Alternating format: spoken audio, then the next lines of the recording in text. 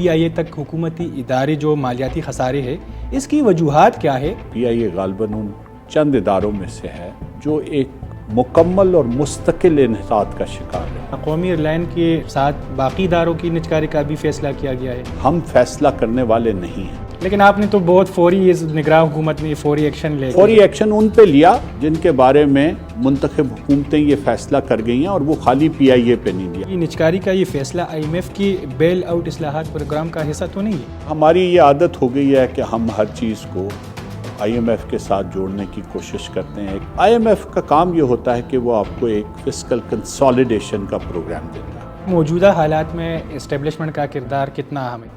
نگران کابینہ میں جو اسٹیبلشمنٹ کا رول ہے وہ بہت ہی مثبت رہا ہے، ہر موقع پہ، ہر جگہ پہ۔ پچھلی حکومت نے جانے سے پہلے ایک ادارہ بنایا تھا SIFC کا، اس کا بھی میں سمجھتا ہوں کہ لوگوں کو یہ احساس ہونا چاہیے کہ اس کا بھی بہت ہی ایک مثبت رول ہے۔ ملک کو خود مختار بنانے کے لیے نگران حکومت کیا اقدامات کر رہی ہے؟ ریونیو کلیکشن بہتر ہو رہی ہے، کراس دا بارڈر جو اسمگلنگ ہوتی تھی اس کی روک تھام کی گئی ہے۔ نگران وفاقی وزیر برائے نجکاری فواد حسن فواد صاحب، ہمیں ٹائم دینے کے لیے شکریہ۔ Thank you very much. اچھا سر، یہ بتا دیں ریلوے سے PIA تک حکومتی ادارے جو مالیاتی خسارے ہے، اس کی وجوہات کیا ہے، اور یہ بھی بتائیں کہ نجکاری کی بجائے اس کی ریکنسٹرکشن کیوں نہیں ہو رہی؟ دیکھیں، ریلوے کو تو چونکہ وہ پرائیویٹائزیشن کمیشن کی لسٹ پہ نہیں ہے، تو میں نے چونکہ ریویو نہیں کیا اس کو، اس لیے میں یہ نہیں کہہ سکتا کہ وہ کیوں خسارے میں ہیں۔ جب تک آپ کسی بھی ادارے کا ایک ڈیٹیلڈ انالیسز نہ کریں تو اس کے بارے میں کوئی بھی فیصلہ دینا ممکن نہیں ہوتا۔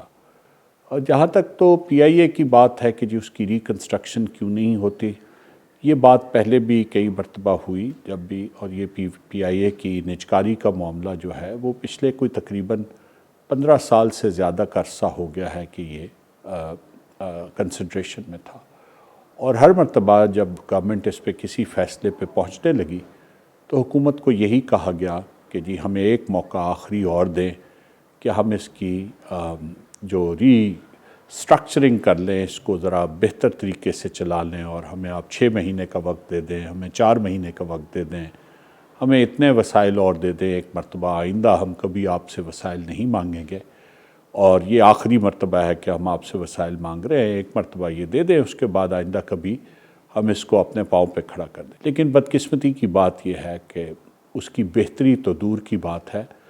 اگر اس کا آپ دیکھیں تو PIA غالباً ان چند اداروں میں سے ہے جو ایک مکمل اور مستقل انحطاط کا شکار رہے۔ آہستہ آہستہ ہر گزرتے دن کے ساتھ اس کی حالت بگڑتی گئی ہے۔ کبھی بھی ایسا موقع نہیں آیا کہ انہوں نے، جس نے بھی یہ کہا ہو کہ ہم اس کو بہتر کریں گے، وہ اس میں معمولی سی بھی بہتری لانے میں کامیاب ہوا ہو۔ حکومت کے پاس 2 ہی آپشنز ہیں کہ وہ اس کو پرائیویٹائز کر دے یا وہ اس کو بند کر دے۔ چلانا جو ہماری معیشت کا اس وقت اوورآل صورتحال جو ہے، پاکستان جس معاشی بحران سے گزر رہا ہے، جس قسم کے چیلنجز ہمیں درپیش ہیں، اور جو ہمیں نظر آ رہی ہے کہ ہماری معیشت کی صورت انشاءاللہ بہتری ہو رہی ہے اور بھی ہوگی، منتخب حکومتیں آ جائیں گی تو امید کرنی چاہیے کہ زیادہ تیزی سے یہ سفر ہوگا۔ لیکن اس کے باوجود ایسی مجھے کوئی صورتحال ایک حقیقت پسند شخص کی حیثیت سے نظر نہیں آتی جس میں پاکستان کی ریاست جو ہے، پاکستان کی کوئی بھی حکومت جو ہے، چاہے وہ کسی بھی سیاسی جماعت سے اس کا تعلق کیوں نہ ہو، یا چاہے وہ کچھ سیاسی جماعتوں کی مل کے حکومت کیوں نہ ہو، وہ اس PIA کو چلانے کا بوجھ جو ہے وہ اب اٹھا سکے۔ تو جواب آپ کی بات کا یہ ہے کہ ری اسٹرکچرنگ کے مراحل، اس کو دوبارہ سے کھڑے کرنے کے مراحل، اس میں 2 دہائیاں صرف ہو گئی ہیں، تو کبھی نہ کبھی آپ کو آخری فیصلے کی طرف آنا پڑتا ہے، اور یہ فیصلہ بھی اس نگران حکومت نے نہیں لیا، یہ فیصلہ بھی ایک منتخب حکومت کر کے گئی، جس میں تقریباً ماسوائے ایک کے، جس میں تمام سیاسی جماعتیں اس ملک کی شامل تھیں، اور وہ جو ایک جماعت نہیں تھی اس نے بھی اپنے دور میں PIA کے بارے میں جو فیصلہ کیا وہ نجکاری کا ہی فیصلہ تھا۔ انہوں نے یہ نہیں کہا تھا کہ وہ اس کو ری اسٹرکچر کر کے چلائیں گے۔ بہت کم ادارے ایسے ہیں جو خسارے میں نہیں ہیں، اور وہ پرائمریلی وہ ادارے جو ہیں وہ آئل اور گیس سیکٹر کے ہیں، اور وہ فنانشل سیکٹر کے کچھ ادارے ہیں، اور اس کے علاوہ ڈیولپمنٹ سیکٹر کے کچھ ادارے. 27 ادارے ایسے ہیں جن کو ہم کہتے ہیں ایکٹیو پرائیویٹائزیشن لسٹ. یہ فیصلہ جو ہے ہم سے پہلے کی حکومتیں کر کے گئی ہیں اور تمام سیاسی جماعتیں جن حکومتوں میں رہی ہیں ان کے دور میں یہ ادارے ایکٹیو پرائیویٹائزیشن لسٹ پہ رہے. فرق صرف اتنا آیا ہے کہ اس سے پہلے ان کی باقاعدہ نجکاری کے لیے کوئی کام نہیں ہوتا تھا. یہ ایکٹیو پرائیویٹائزیشن لسٹ پہ رہتے تھے اور اس کے بعد خط و کتابت چلتی رہتی تھی. اب چونکہ پہلی مرتبہ ہم نے اس پہ ایکٹیولی کام شروع کیا ہے اور لوگوں کو یہ نظر آنا شروع ہوا ہے کہ یہ اب لگتا ہے کہ یہ نجکاری کے عمل سے گزر جائیں گے، تو پھر اس طرح کے سوال سامنے آ رہے ہیں کہ جی یہ پی آئی اے کو بھائی اس لیے سب سے زیادہ پرائورٹی پہ رکھا ہے کہ پی آئی اے کا نقصان سب سے زیادہ ہے. پی آئی اے خود یہ تسلیم کرتی ہے کہ ان کا ماہانہ جو نقصان ہے اگر وہ اپنے قرضے اور اس کے سود کی ادائیگی کریں تو وہ تقریباً 15 ارب روپیہ مہینہ بن جاتا ہے. تو اس کا مطلب یہ ہوتا ہے کہ آپ تقریباً 150 سے 180 ارب روپے سالانہ کے ایک ہیمریج کی بات کریں.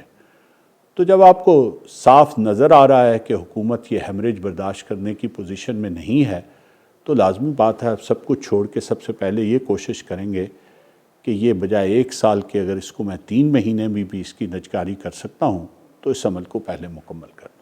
تو یہ وجہ ہے کہ ہم اتنا زیادہ اس کو پرائورٹائز کریں.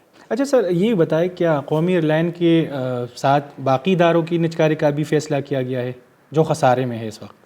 ہم فیصلہ کرنے والے نہیں ہیں، فیصلہ کرنے والی ہیں منتخب حکومت. لیکن آپ نے تو بہت فوری نگراں حکومت نے فوری ایکشن ان پہ لیا جن کے بارے میں منتخب حکومتیں یہ فیصلہ کر گئی ہیں، اور وہ خالی پی آئی اے پہ نہیں لیا. ہم نے پی آئی اے کو بھی پرائیویٹائز کرنے کی پوری ایفرٹ ہو رہی ہے، روزویلٹ کو بھی پرائیویٹائز کرنے کی پوری ایفرٹ ہو رہی ہے. ہاؤس بلڈنگ فائنانس کارپوریشن جس کا پی آئی اے سے یا ایویشن منسٹری سے کوئی تعلق نہیں ہے، اس کا ہم ڈیٹا روم اوپن کر چکے ہیں، وہ which is one of the last steps in privatization, اور امید ہے کہ انشاءاللہ اگلے مہینے میں اس کی نجکاری کا کام مکمل ہو جائے گا. فرسٹ وومن بینک اگین وہ فائنینشیل سیکٹر کی کمپنی ہے، اس کے اوپر بھی بہت تیزی سے کام ہو رہا ہے. تو جو چیزیں جو صرف ایک چیز پہ جس پہ ابھی تک کام ہم اتنی تیزی سے نہیں شروع کر سکے وہ ہیں ڈسکوز، جو بجلی کی تقسیم کار کمپنیاں جن کو کہتے ہیں، جس طرح لیسکو ہے، پیسکو ہے، فیسکو ہے.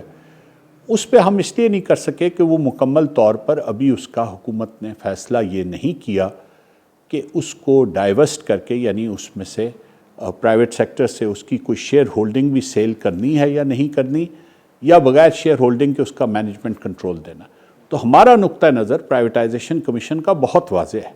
ہم نے وفاقی کابینہ کو یہ بتا دیا ہے کہ پرائیویٹائزیشن کمیشن اور اس کا بورڈ یہ سمجھتا ہے کہ جو یہ تقسیم کار کمپنیاں بھی ہیں ان کو بھی پرائیویٹائز کر دینا چاہیے، اور چاہے ایک سٹیپ وائز اس کے شیئرز کو آف لوڈ کیا جائے، لیکن شیئرز کی آف لوڈنگ کے ساتھ اس کو پرائیویٹائز کرنا چاہیے. 8 فروری کو الیکشن بھی ہے، تقریباً آپ کی حکومت ختم ہونے میں 1 ماہ 20 دن رہ گئے ہیں، تو کیا آپ کی جانے کے بعد نجکاری کا یہ عمل جاری رہے گا یا بس یہ ختم ہو جائے گا؟ مجھے تو کوئی وجہ سمجھ نہیں آتی کہ ہمارا نگران حکومت کے ختم ہونے میں اور اس کے واقعی اتنے ہی دن رہ گئے ہیں جتنے آپ نے بتائے ہیں.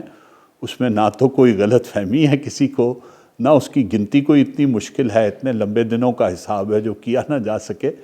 تو مجھے یقین ہے کہ یہ سلسلہ جاری رہے گا اور اگلی حکومت کو شاید ہم سے بھی زیادہ تیزی سے کچھ مزید اداروں کو بھی اس نجکاری کے پروگرام میں شامل کرنا پڑے. یہ بتائیے نجکاری کا یہ فیصلہ آئی ایم ایف کی بیل آؤٹ اصلاحات پروگرام کا حصہ تو نہیں ہے؟ ہماری یہ عادت ہو گئی ہے کہ ہم ہر چیز کو آئی ایم ایف کے ساتھ جوڑنے کی کوشش کرتے ہیں. ایک ہم نے اپنا نیشنل نیریٹو بنا دیا ہے کہ شاید ہر چیز جو ہوتی ہے وہ آئی ایم ایف کی ہدایت پہ ہوتی. نہیں، آئی ایم ایف کا یہ پرویو ہوتا بھی نہیں ہے اور آئی ایم ایف یہ کہتی بھی نہیں ہے.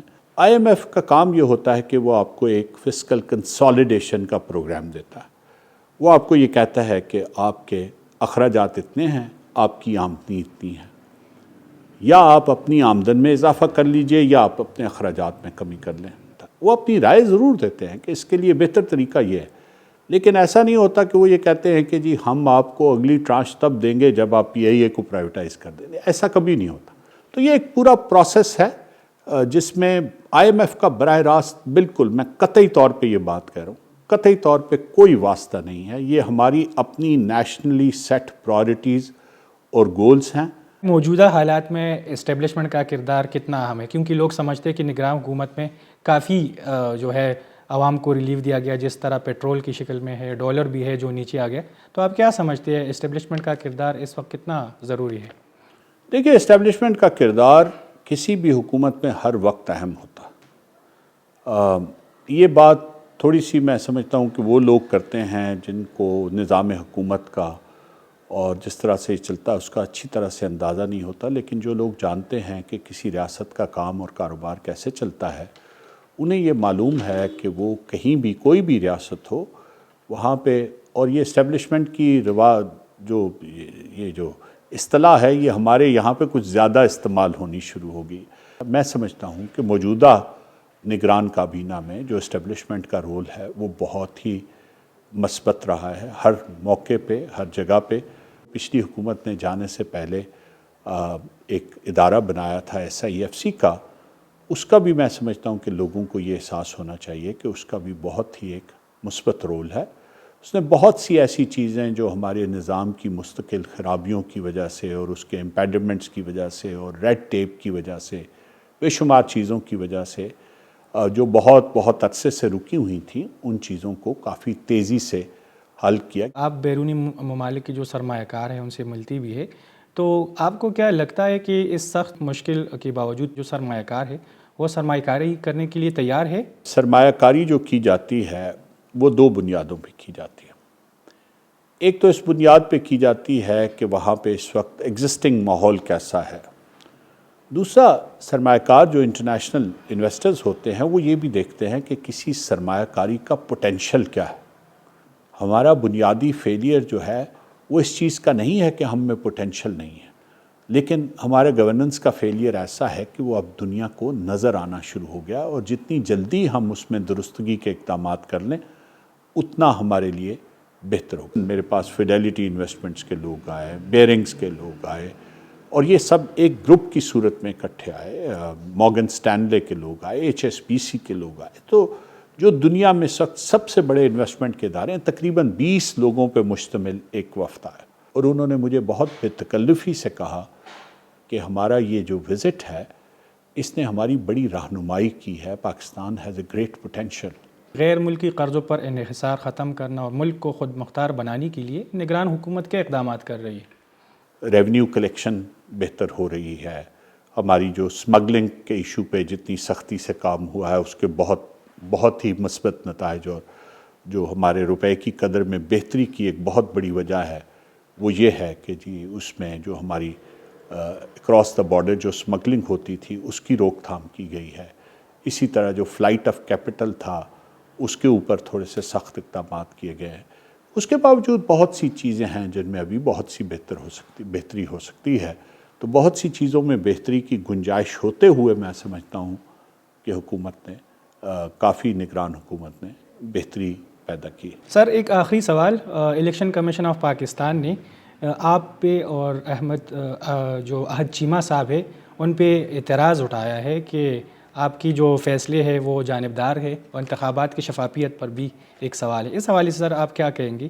پہلی بات تو یہ ہے کہ یہ سوال الیکشن کمیشن نے نہیں اٹھایا۔ جب آپ بات کو کوئی ٹوسٹ دیتے ہیں تو اس سے پہلے ذرا حقائق کو دیکھ لیا کریں۔ ایک درخواست کی ہے الیکشن کمیشن نے، اور الیکشن کمیشن کا یہ کام ہے کہ اس کے پاس جو درخواست آتی ہے اس کو وہ سنیں۔ انہوں نے اس کو سننے کا فیصلہ کیا۔ ابھی کہیں یہ نہیں لکھا، کوئی ایسا آرڈر انٹرم یا فائنل الیکشن کمیشن نے یا اس کے ممبرز نے ریکارڈ نہیں کیا جس میں انہوں نے یہ کہا ہو کہ ہمیں اس درخواست سے اتفاق ہے کہ یہ بات درست ہے۔